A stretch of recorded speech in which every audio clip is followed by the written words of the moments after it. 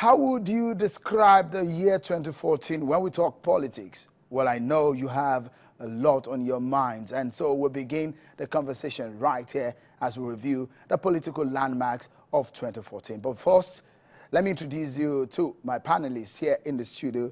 I have with me a Nigerian constitution lawyer and someone who holds some very strong views about Nigeria's politics. Mr. G.T. Ogunye is on the program tonight. Thank you for joining us. Thanks for and also a fellow lawyer too. They call themselves the professionals.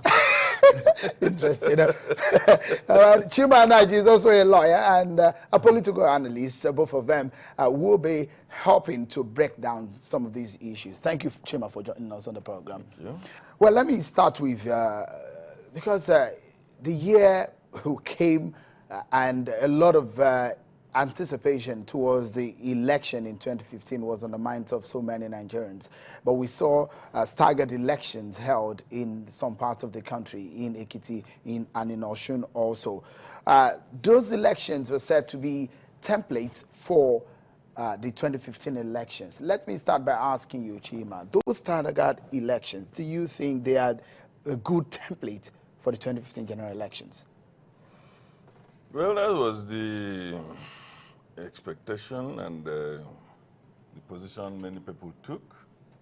But even by simply thinking through the process, you will know that it may not be the true reflection of what could happen in a general election, a broad general election as is anticipated in 2015. Because a lot of security presence, which will not be possible in the general election. A lot of people took certain positions which opportunity could probably not avail in a broader election like 2015. So many political parties also, even those who didn't seem to have a lot of resources, were reasonably comfortable within the confines of that limited electoral space. So it could not reasonably be assumed to provide a window, except you just choose to. Because if it is ordinary science, you cannot extrapolate from such samples. You know, it's not reflective. So that, and of course, we could see from the outcome, although to the extent that some people believe that Nigeria is always Nigeria.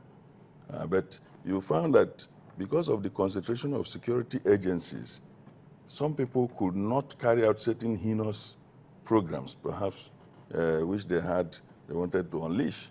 So to a certain extent, people believe that reflected the reality.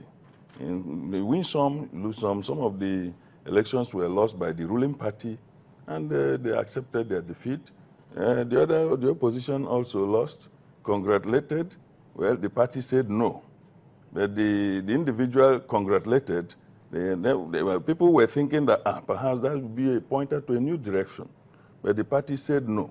For certain strategic reason, that is not known to them. So it may not easily be reasonably said to be the basis for a template. That's my own. It didn't, from your perspective, it didn't live up to expectation. No, it cannot provide, from what we should be expecting. Even where it looked like it lived, like, you know, it's good that the ruling party accepted it lost, even though they are still contending the Osun state, contesting the Osun state, the Ekiti state is still being contested. The one that perhaps was allowed to go was that of Edo state, to the extent of maybe the resounding manner and the character of Oshomole himself. So perhaps that affected this thing. So to the extent that they were winning, there were losses, people felt that it was fair. You understand? Apart from all the political shenanigans, you know, surrounding the issue of contesting the results at the level of the political parties. But that cannot be used to extrapolate to what will happen in the general election. You know, because of the number, the space, and the limited time. All right. Mr. Ogunye, can we say from what we saw in the elections conducted by INEC in year 2014, can INEC go to sleep and say that they are ready for 2015 elections? No, certainly. And I'm happy that Mr. who is on the other side in Abuja listening in. There is no reason for complacency. And I'm sure that INEC cannot pretend that all is well with the electoral process yet and their management of the election. There are still hiccups. But we always have improvement. I'm optimistic that INEC will always improve. And I think that because of the sheer enormity of the responsibility of organizing a general election on a nationwide scale with all the attendant security challenges, bearing in mind what happened in 2011, and hopefully anticipating that we've had a sufficient learning period between that time and now to ensure that we don't have outbreak of violence in certain areas, particularly regarding INEC officials, youth corps, and so on and so forth. The challenge is enormous, and I think INEC knows this. INEC always says, I listen to them often, that we're in control of conducting the election, but the other accompaniment, principally security, we're not in control of it. INEC can do voters' mobilization, voters' education, and all that. But in terms of determining the disposition of voters on election day, INEC is not in a position to do that. So there are a lot of variables, there are a lot of things that INEC may not be in control of. But I'm hopeful that INEC will see the challenges in these small elections they've conducted, and then perhaps magnify those challenges, replicate them, and then anticipate that they are going to have more challenges, on a national scale. If you look at and then prepare themselves to deal with those challenges when elections. If you look at what we saw in 2011, and INEC after 2011, the elections INEC have conducted between 2011 and today, they've always said they try to improve. We've seen from Ondo to Edo State to Anambra to Ekiti and Osun. At every point, they say they are learning a lesson. Is it clear that they've learned a lot of lessons from 23 years down the line? Well, I want to believe so. This evening I'm very optimistic and constructive. I want to believe so. There's certain things INEC does not control.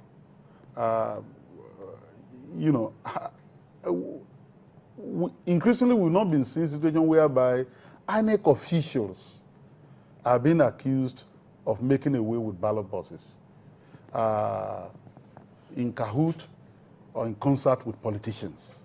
Rather, what we see is that in the past, people will invade polling booths, polling centers, and they will make away with ballot boxes. And so I think that INEC has learned enough. It will not be acceptable for INEC to say that we're still learning. You can't learn with 2015 election because a lot is at stake in this election. It's more or less like a make or mar election, not only for INEC, for Nigeria. And I'm saying this with all sense of responsibility. So it's a big game. And I hope that INEC will up its preparation and then be prepared to play that big game. All right. There are a lot of issues to discuss.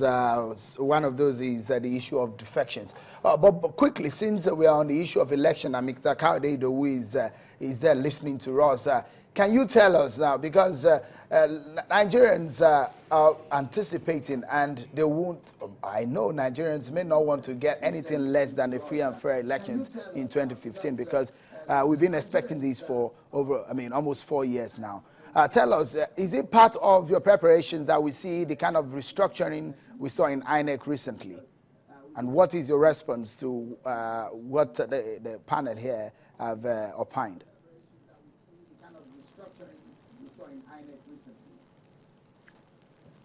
Absolutely so, Sean. The commission and the discussants there were bang on the nail in saying that there's no room for complacency.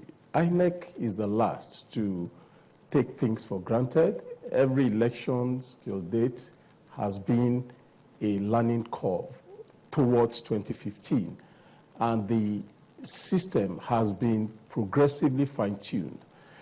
To the point you made a short while ago, there are statistical indices to show that we are improving. If you go by the sheer percentage of the timeliness of our polling units opening in Ekiti State, we achieved about 95%, or between 94 and 95%. In Osho State, that is a bigger territory. More local governments dealing with a greater number of population, we were better. We achieved 96.4% thereabout. So that is to show that we are progressively fine-tuning. Even in the time that it took us to return the results, which indicates how our retrieval process works, you see that there's an improvement. So INEC is progressively fine-tuning the system. The restructuring that you talked about is clearly a step in the direction of fine-tuning the system. The recs only last week were reassigned just to make sure that we enhance the integrity of the process. This is a move towards getting us to the point where we can talk of very well conducted elections in 2015.